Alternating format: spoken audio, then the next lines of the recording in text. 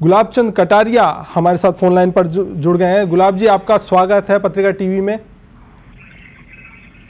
हाँ जी। जिस तरीके से महापड़ाव को उठाने की बात हुई, जनप्रतिनिधियों ने वार्ता की, उसके बावजूद इस तरह का उपद्रव देखने को मिल रहा है। ये आखिर कौन लोग हैं?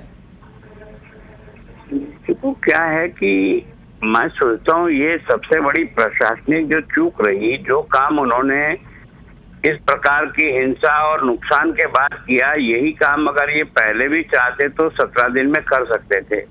लेकिन उस समय जिस प्रकार का इनको जो करना चाहिए था वो नहीं किया और उसका परिणाम ये हुआ।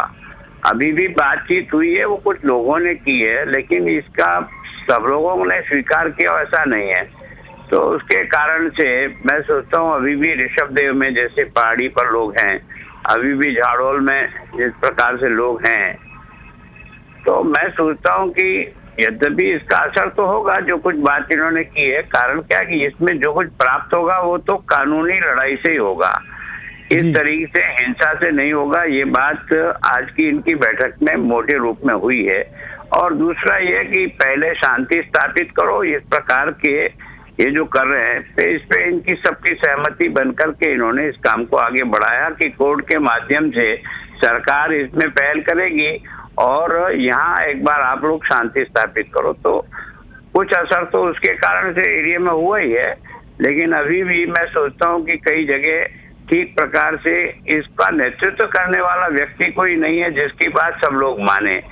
तो सब अपनी अपनी जगह नेतृत्व विहीन ये जो कार्यक्रम चल रहा है, उसके कारण से अभी भी ऋषभदेव में और झाड़ोल में इसका कुछ असर दिखाई दे रहा है। वैसे मैं सोचता हूँ कि वहाँ पुलिस प्रशासन भी है, बाकी सब लोग भी हैं, गांव के लोग भी, और विरोध के लिए आमने सामने खड़े हो गए ऋषभदेव में तो। और झाड़ोल में तो वैसे भी जो क्षेत्र है वहां से बस्ती बहुत दूर है। निश्चित तौर पर ये प्रशासनिक चूक तो है ही, लेकिन जिस तरह की बात सामने आ रही है कि ये वो स्थानीय लोग नहीं है, प्रदर्शन में कुछ और लोग हैं, कुछ ऐसे बदमाश प्रवृत्ति के लोग हैं जो इस आंदोलन को भड़का रहे हैं, लोगों को भड़का रहे हैं। तो आखिर ये कौन लोग हैं? ये बात सही है। देखो, इसमें गुजरात के लोग भी आए हुए थे, मध्य प्रदेश से भी आए, झारखंड से भी आए, और हमारे यहाँ जो कन्वर्टेड क्रिश्चियंस हैं उन्होंने भी इसमें अपना पूरा सहयोग किया है और ये लोग भी उस वहां पर पहुंचे हैं। ये पुख्ता पुलिस के पास भी और हमारे पास भी सूचना है। धन्यवाद तमाम जानकारी के लिए। तो नेता प्रतिपक्ष गुलाब चंद कटारिया हमारे साथ फोन लाइन पर जुड़े हुए थे। उन्होंने जिस तरह से बताया कि ये गुजरात और मध्य प्रदेश से भी कई लोग वहाँ प्रदर्शन के दौरान पहुँचे थे और पुलिस प्रशासन अब ऐसे लोगों को चिन्हित कर रही है। मुख्यमंत्री लगातार समीक्षा बैठक कर रहे हैं सीएमओ में और आला अधिकारियों के साथ मौजूदा हालात को लेकर समीक्षा बैठक की जा रही है। जिस तरह से वहाँ पर उदयपुर अहमदाबाद मार्ग को खोल दिया गया है, लेकिन झाड़ोल और ऋषभदेव की पहाड़ियों पर अभी भी उपद्रवी जमे हुए हैं और वहां पर ग्रामीण भी उनके सामने हुए हैं। हालांकि ग्रामीणों ने मुकाबला किया है, पुलिस प्रशासन भी मौके पर मौजूद है, स्थिति को नियंत्रण में किया हुआ है। हमारे साथ परिवहन मंत्री प्रताप सिंह खाचरियावास इस मामले पर फोन लाइन पर जुड़ गए हैं। प्रताप जी, आपका स्वागत है। जिस तरह से झाड़ोल में और ऋषभदेव शांति वार्ता हुई आज शाम को, शांति वार्ता के बाद में उदयपुर अहमदाबाद मार्ग को खोलने पर सहमति बनी, वहां से उपद्रवी हट भी गए। इसके बाद ऋषभदेव और झाड़ोल में ऐसी खबरें आ रही है कि वहां पर उपद्रव हुआ है। ऐसी भी खबरें हमने अभी गुलाब चंद कटारिया जी से बात की कि वहां पर स्थानीय लोग नहीं है, मध्य प्रदेश और गुजरात से कई लोग आए हैं जो उपद्रव में शामिल है। देखिए, ये सब जांच का विषय है। एक बात तय हो जानी चाहिए कि इस देश में राष्ट्र की संपत्ति का नुकसान करने का किसी को हक नहीं है। होटल जला दिए, बसें जला दी, लोगों के घरों में आप घुस रहे हैं। आदिवासी हमारे लिए सम्माननीय है, पूरा देश हमारा प्यार, प्रेम, भाईचारा, ये हमारी एक ताकत है। और जब सरकार, खुद मुख्यमंत्री अशोक गहलोत जी ने आगे बढ़कर कहा, हमारे मंत्री वहां बैठे हुए हैं, हमारे अधिकारी बैठे हुए हैं कि हम बातचीत के लिए तैयार हैं, कोई रास्ता है आप हमें बताइए, कोई डिमांड है हमें बताइए।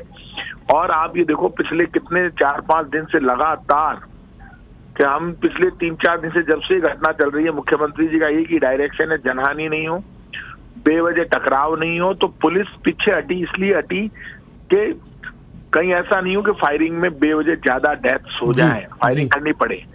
तो ये जो पूरी रणनीति है वो इसलिए है कि ये हम सब प्यार और प्रेम से, कौन लोग हैं, यदि गुलाब जी चंद जी कटारिया साहब यदि ये बात कह रहे हैं कि बाहर से लोग आए तो बड़ी चिंता का विषय है। ये हमारी जानकारी में तो अब तक जांच का विषय है।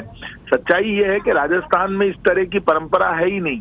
जी जी इस तरह के आंदोलनों, सड़कें रोकने तक तो ठीक है, लेकिन जिस तरह से बसें जलाई गई, होटल जला दिए, लोगों के घरों पर चले गए। अब इसमें मैं तो जो नेतृत्व करता है और जो आदिवासी लोग हैं उनसे मैं तो हाथ जोड़ के विनती करूंगा कि राजस्थान के हित में, प्रदेश आपके आदिवासी अंचल के हित में, ये मेवाड़ की धरती पर तो आदिवासियों ने राणा पुंजा के साथ मिलकर, जिन्होंने महाराणा प्रताप के साथ मिलकर इतना बड़ा युद्ध लड़ा, जिन्होंने मेवाड़ के स्वाभिमान की लड़ाई लड़ी, उन आदिवासियों पे आज गर्व है पूरे देश को। जी लोग याद करते हैं कि मेवाड़ की धरती पर जिस आदिवासियों के नेता को राणा की उपाधि मिली, राणा पुंजा, ये ऐसे में आपका आदिवासियों का इतना सम्मान है कि महाराणा प्रताप के साथ मिलकर लड़े।